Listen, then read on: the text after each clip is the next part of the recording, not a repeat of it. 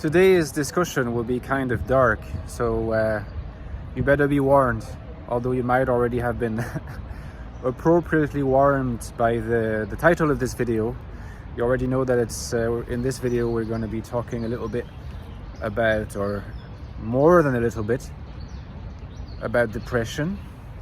Depression is a phenomenon, a psychological phenomenon that is way too pervasive in our societies to ignore. So if we're going to talk about personality types, we inevitably are going to be talking about human psychology. And if we're going to be talking about human psychology, we're going to be talking about human psychological well-being. And if we're going to talk about human psychological well-being, we have to talk about the lack of well-being and how to heal, right? Now, probably the number one adversary of human well-being is depression. And INFJs do not escape depression any more than any other type, okay? Now, here's a way to distinguish, right, different subtypes of INFJ on the basis, well, first of all, whether or not they are susceptible to depression, to experiencing depression, okay? But number two, to get even more granular, even more high resolution, among those who experience depression, have experienced it, may experience it, what kind of depression? Because there's different kinds of depression. There's different types of depression. And for the purposes of this video, I want to distinguish between two main types of depression. One that is sort of new. It is kind of a modern form of depression that wasn't as common in the past. Not to say that it was non-existent, but it was less common, a lot less common. And the other one is like a more traditional kind of depression, if I may call it that, and has existed since forever, really, and still is very common, of course. But because this other form of depression has kind of appeared on the scene in the last 30 years or so, 30, 40 years, this may explain why psychologists and psychiatrists tend to say that depression is the illness of the contemporary world, the illness of modernity. So, first of all, if we look at the question of depression, and this might be difficult to hear because it's going to sound quite unfair, but certain personality profiles, I'm not talking about the Jungian personality types here, but certain personality profiles are way more likely to experience depression than others. All right? If you're adequately secured during your childhood,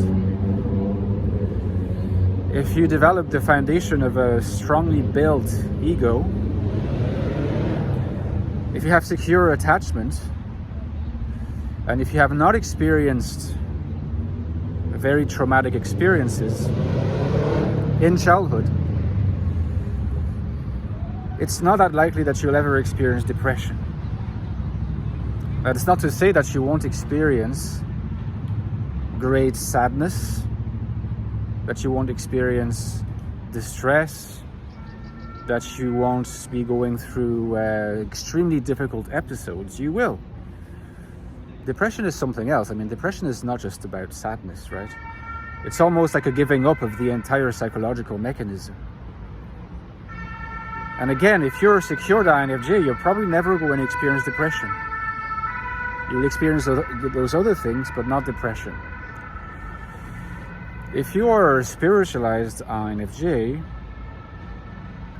you may experience depression because there will always be, as a part of your little psychic DNA, this origin and insecurity. But you will be far better armed to deal with painful situations without falling into a depressive episode.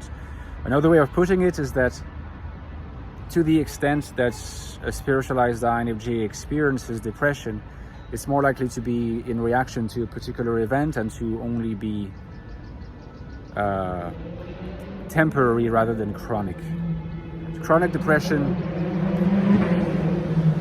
almost certainly never going to happen for secure INFJs, and very unlikely in the case of spiritualized INFJs. Now, coming to actual depression in its various levels of intensity and chronicity, the main distinction is between introjective depression, right, and what we may call emptiness depression. Introjective depression is the traditional form of depression, and it's completely constellated around guilt primarily, and a deep-seated conviction, pathological conviction, because depression is an illness, should be considered an illness. Depression is this form of depression involves the absolute conviction that the self is bad, that the self is evil. So the person is convinced that that they are evil, that they are bad and shouldn't exist. They introject the badness of the world into themselves. So there is a sense of, I am bad. Right? It might not be consciously experienced like that, but introjective depression is really having integrated the notion that one is profoundly and essentially bad. In Kleinian language, we might say being absolutely constellated by internal bad objects and not seeing a way out. Emptiness depression is a sense of feeling completely empty inside and seeing no meaning in life. You see, there's a difference between not having the strength to do anything because one feels that one is bad and can only contaminate relationships and other people, and the idea that one doesn't really want to do anything because there's no point. There's no point because nihilism predominates. Nothing means anything. And there's no point doing anything because life has no meaning. Life is entirely devoid of meaning. And that's depression too, but it's not accompanied by guilt specifically. It's accompanied by a sense of pervasive emptiness. Okay? Well, what you'll see is that introjective depression is going to be far more common in the superego type of more insecure leaning INFJs, because the superego is the source of guilt. So you're going to be looking at more introjective forms of depression happening in the lives of many, not all, but many compliant INFJs and solipsistic INFJs. In this respect, there's no real distinction between the solipsist and the compliant. They'll experience introjective depression, a conviction of the evil of the self. The more empty form of depression, emptiness depression, is far more likely to target this new fifth kind of INFJ that I have been discussing lately. I still haven't come up with a name for them. If you have a suggestion for a name, please let me know in the comments. Well, this INFJ has a weak superego. This INFJ has an issue with the functions of judgment, right? There's no grounding for this INFJ. There's only free-floating little bits of isolated interaction between sensation and intuition. There's no anchoring, no grounding. Without anchoring or grounding in life, you're not going to ever feel like you are directed toward a goal. In order to project yourself toward a goal, you need to be anchored somewhere so that you can sort of use that as a springboard. If there's just nothingness beneath your feet, there's no movement, and that's emptiness. And a large degree of the experience of meaninglessness, that life has no meaning, there's no sense, right? Life doesn't make sense. Don't forget that sense is also sense of direction. No direction, no directedness. Okay? So that's the depression looming for the INFJ who has not developed functions of judgment, the postmodern, ill-adapted INFJ. So in this particular instance, emptiness depression. In the case of the insecure leaning compliance and solipsis, introjective depression.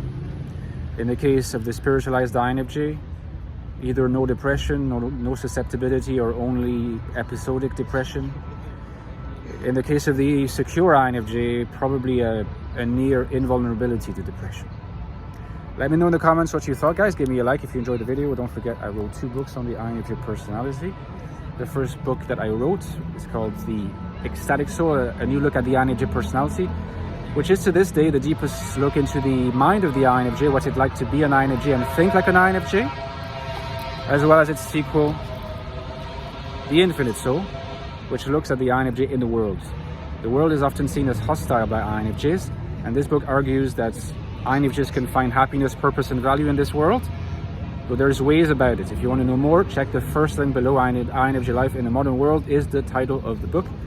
As usual, guys, I could not do it without you. You know this, so please consider supporting me on Patreon. We have a beautiful Discord server now, which is uniquely accessible to patrons. And you also get access to a bonus video that I make on a topic of your choosing every 2-3 weeks. And I go in depth. The videos are usually 20 to 30 minutes. If you like these perks and like the idea of supporting me so I can keep going with this channel, see you at the link below on Patreon. And I see you soon, guys. Thank you so much. Bye-bye.